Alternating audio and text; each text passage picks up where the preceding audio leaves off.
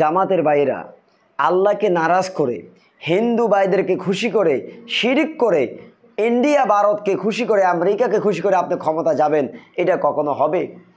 এখন আপনি আমাকে প্রশ্ন করতে পারেন, খালি শুধু কি জামাতের বাইরে গিয়েছে ও বা অন্যান্য কেউ কি যায় নাই, অন্য দলের কেউ যায় নাই? প্রিয় ভাই, কারণ তাদের রাজনীতি হলো ব্রিটিশ শাসনের রাজনীতি। এই কোরআনে কি আল্লাহ বলেন নাই, ইন্না শিরকা লা যুলমুন আযীম, সবচেয়ে বড় জুলুম হলো শিরিক? সূরা লোকমানে কি কথা নেই? এই দেশে জামাত ইসলামকে আমরা ভালোবাসি আল্লাহর জন্য। আমরা জানি আপনারা আল্লাহর জমিনে আল্লাহর দ্বীন কায়েম করবেন, কারণ আল্লাহর ঘোষণা আলা খলকু ওয়াল আমরু, সৃষ্টি যার, আইন চলবে তার। আপনারা সেই রাজনীতি করেন, কিন্তু সেই রাজনীতি করতে গিয়ে আজকে আপনারা যদি কুফরকে, শিরিককে এইভাবে হাইলাইট করে নিজেদের ইমানকে ধ্বংস করেন, জাতিকে ইমান বিধ্বংসের দিকে নিয়ে যান, তাহলে আপনারা কি ইসলাম কায়েম করবেন? এই কোরআনে কি এই কথা নেই? সূরা মাইদার 72 নম্বর আয়াতে যে ব্যক্তি শিরিক করবে সে কোনো দিনও জান্নাতে যাবে না, জান্নাত তার জন্য হারাম করেছে। এই কোরআনের সূরা হজে তো আল্লাহ বলেছেন, যে ব্যক্তি শিরিক করবে সে আসমান থেকে জমিনে আছাড় খেয়ে পড়লো এবং বাতাস তাকে উড়িয়ে নিয়ে এক দূরবর্তী স্থানে নিক্ষেপ করলো। এই কোরআনে কি আপনি এগুলো পড়েন নাই? সবাই খারাপ করেছেন তা না, কিছু কিছু আলেম ওলামা বা ইসলামিক নেতা গিয়েছেন অথবা দূর থেকে মত বিনিময় করেছেন, এটা করতে পারেন। তারা আমাদের ভাই, তারা হিন্দু ভাই, আমাদের ভাই। এই দেশে আমরা একসাথে নাগরিক, আমরাও নাগরিক, তারাও নাগরিক, এই দেশ সকলের। আপনি মত বিনিময় করতে পারেন, তাদেরকে নিরাপত্তা দেওয়ার জন্য সরকারকে আপনি বলতে পারেন, কিন্তু আপনি সেখানে গিয়ে দেশ সীমা ছাড়তেছেন, সেখানে গিয়ে যেভাবে শুভেচ্ছা জানাচ্ছেন, তারপরে আপনি গীতা পাঠ করতেছেন, আলহামদুলিল্লাহ পড়তেছেন, তারপরে আপনি রোজা আর পূজাকে একসাথে করতেছেন, আপনি শিরিক করে, শিরিককে উৎসাহ দিয়ে আপনি আলহামদুলিল্লাহ বলতেছেন। এটার মতো আল্লাহর সাথে এর চাইতে বড় মস্করা, দুষ্টামি আর কি হতে পারে? এখন আপনারা বুঝাচ্ছেন যে হিন্দু ভাইদের হাতে এদেশের ক্ষমতা, হিন্দু ভাইদের হাতে এদেশের ক্ষমতা, হিন্দু ভাইদেরকে খুশি করতে পারলে আগামীতে ক্ষমতা যাবেন, এটাই তো?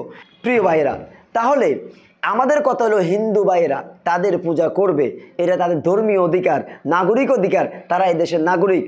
সরকার প্রশাসন তাদেরকে সে নিরাপত্তা দিতে বাধ্য।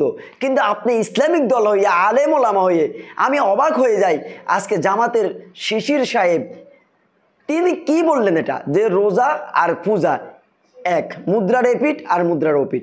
আচ্ছা, তৌহিদ, ঈমান আর শিরিক, ঈমান আর কুফর কখনো কি এক হতে পারে? এরপরে আমরা যদি বলি যে তিনি অনেক লম্বা ভিডিও দিয়েছে, আমার তো সব কিছু মনে নাই, তিনি এমন একটা কথা বলেছেন যে আমরা মুদ্রার এপিঠ, মুদ্রার হেপিঠ। আচ্ছা, আওয়ামী লীগ আর আপনারা, এখন আমরা যদি বলি যে মুদ্রার এপিঠ আওয়ামী লীগ, মুদ্রার ওপিঠ জামাত, আপনারা মেনে নেবেন? কখনো মেনে নেবেন না। বলবেন কি একটা জালিমের সাথে একটা ইসলামিক দলের আলেম ওলামাদের তুলনা চলে? অথচ অতীতে আমরা লক্ষ্য করলাম আওয়ামী লীগের নেতাকর্মীরা পর্যন্ত এত সীমা লঙ্ঘন করেন নাই যতটা সীমা লঙ্ঘন এবার রাজনৈতিক নেতারা, বিশেষ করে আলেম ওলামারা, ইসলামিক দলের নেতারা করলো। জামাত ইসলামের একজন লোক, তিনি মাথায় টুপি, লম্বা দাঁড়ি, তিনি বলতেছে আমি পূজা মণ্ডপে এসে আল্লাহর শুকরিয়া আদায় করতে পেরেছি, আলহামদুলিল্লাহ, নাউজুবিল্লাহ। আপনি শিরিক করে, শিরিককে উৎসাহ দিয়ে আপনি আলহামদুলিল্লাহ বলতেছেন। এই ছাড়া অনেক হুজুররা সেখানে গিয়ে, জামাত ইসলামের আরেকটা ভিডিও দেখলাম, তাদের কিছু ভাই পূজা মণ্ডপের খাবার সামনে নিয়ে বসে আছে আর কিভাবে তারা বক্তব্য দিচ্ছে। এখন আপনারা বুঝাচ্ছেন যে হিন্দু ভাইদের হাতে এদেশের ক্ষমতা, হিন্দু ভাইদের হাতে এদেশের ক্ষমতা, হিন্দু ভাইদেরকে খুশি করতে পারলে আগামীতে ক্ষমতা যাবেন, এটাই তো? এই যে এক একজন নেতা, আরেকজন নেতাকে দেখলাম যে তিনি ওই যে, আমি নামটা ভুলে গেলাম, তিনি সেখানে গিয়ে গীতা পাঠ করতেছে, আস্তাগফিরুল্লাহ। আরেকজনকে দেখলাম আপনার, আমার আসলে মনে পড়তেছে না, এই যে নানান রকম শিরিকে আপনারা লিপ্ত হলেন, শিরিককে উৎসাহ দিলেন, কি এক আশ্চর্য ব্যাপার! এইভাবে আপনি ইসলাম কায়েম করবেন?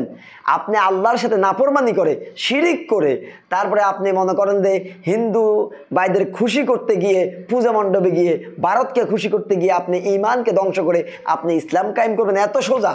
কিয়ামত পর্যন্ত এইভাবে ইসলাম কায়েম হবে না, বরং আপনি নিজেই কবিরা গুনাহগার। যারা এই কাজগুলো করলেন, আফসোস, দুঃখজনক, এই কাজগুলির কারণে সবচেয়ে কি বেশি ক্ষতি হয়েছে জানেন? এই দেশের অনেক মুসলিম এবং যুবকরা, অনেক মেয়েরা পর্দা পড়ে বোরকা গায়ে দিয়ে পর্যন্ত হিন্দু ভাইদের দুর্গাপূজা দেখতে যায়। এখন তারা যখন দেখবে আপনারা হুজুররা, আপনারা ইসলামিক দলের নেতারা এই কাজ করতেছেন, তারা মনে করবে আমরা তো দোষ করি নাই, হুজুর গেলে আমি যাবো না কেন, হুজুর যেতে পারলে আমি যেতে সমস্যা কোথায়? তার মানে এই উৎসবকে, এই শিরিককে আপনারা এতটাই সহজ করে দিয়েছেন যেটা আগামীতে মানুষের ঈমানকে শুধু ধ্বংস করবে। এই শিরিক থেকে আর মানুষকে পেরানো যাবে না।